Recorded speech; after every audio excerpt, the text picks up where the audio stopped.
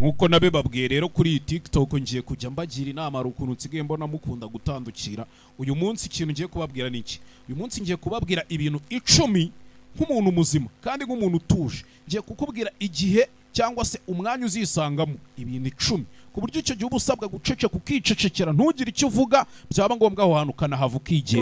Icyo kintu cyiza. Silent at all costs. Igihe ugomba gucece kuko byagenda uko ariko kose. Be silent in the heat of anger. Mu gihe umujinya wakuzibiranyije ujye wicecekera. Kubera ko muri umujinya ni cya gihe uzisanga uri gukoresha ururimi kurusha uko ukoresha ubwonko bwawe ukavuga n'ibitakabaye bivugika.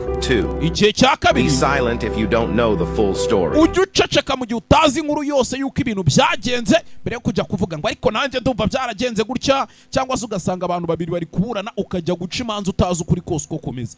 Jya wicecekera abo bantu bareke ubarekera ibyabo ntukabyivangemo. Jumping to conclusions. Mbere yo gusimbukira ku mwanzuro ujye uceceka, kubera ko buriya gusimbukira ku mwanzuro birangira ufashe imyanzuro itariyo kubera ko utumvishije ibintu bikarangira uremye amatiku atarakenewe. Igihe cya gatatu, silent if your silence can save relationships. Ujye uceceka mu gihe uzi neza ko guceceka kwawe hari icyo biri butabare cyangwa se biri burengere. Not every thought needs to be vocalized. Ntabwo ari buri gitekerezo cyose ugize mu bwonko bwawe ngo urakivuga. Mu gihe cya kane, if you can't talk without yelling. Ujye uceceka mu gihe ahantu uri hose uri kubona ko ushobora kuvuga ariko utemere kuvuga ngo uvuge byose bikurimo usakuze uvuga uti ntago ari uko byumva nyine hahantu wumva utisanzuye. Mu gihe cya gatanu, when you feel too emotional to be rational. Nanone ujye uceceka mu gihe wumva ko ufite amarangamutima menshi yakurenze kuko bizarangira uvuze ibintu utabasha gusubiramo cyangwa ukaba wanatanga ibyo udashoboye gusohoza, ugasezeranya abantu ibintu udashoboye kubera amarangamutima ufite muri wowe. Icyo gihe ujye wicecekera byihorere aho kuvuga ubusa byarutwa ugaceceka.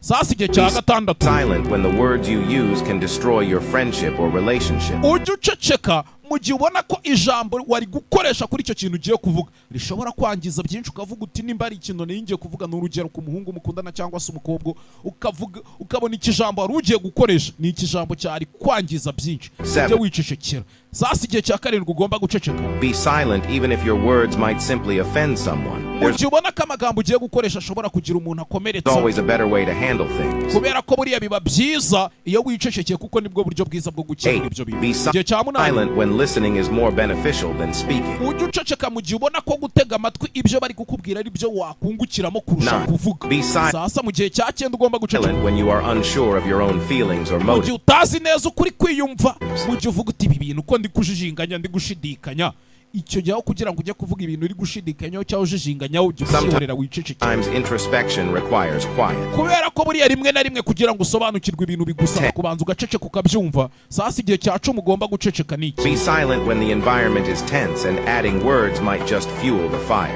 Ujye uceceka mu gihe ubona ko amagambo ugiye kuvuga ameze nk'aho ugiye kongera amazi mu muriro muri sosiyete y'abantu wari urimo. Nimba bari kuganira nk'ibintu wenda batangiye babyita gutikura, ariko batangiye gutikura ukabona ijambo wakavuze ukabona ibintu ushaka kuvuga biri butuma ahubwo ya matiku yabakomeza kuzamuka. Icyo gihe uzicecekere witurize. Rero nimba wabashije kureba iyi nkuru ukagera hano cyangwa iyi video, banza ugende muri comment ushyiremo akantu k'akariro k'aka-emoji n'iki byose. You are a person who always wants to be better every day. Kandi ujye uhora wiyicariye hano ndakuzura umuntu ukenera ko buri munsi nzajya ngutama akantu. Icyo usabwa ni ugukora follow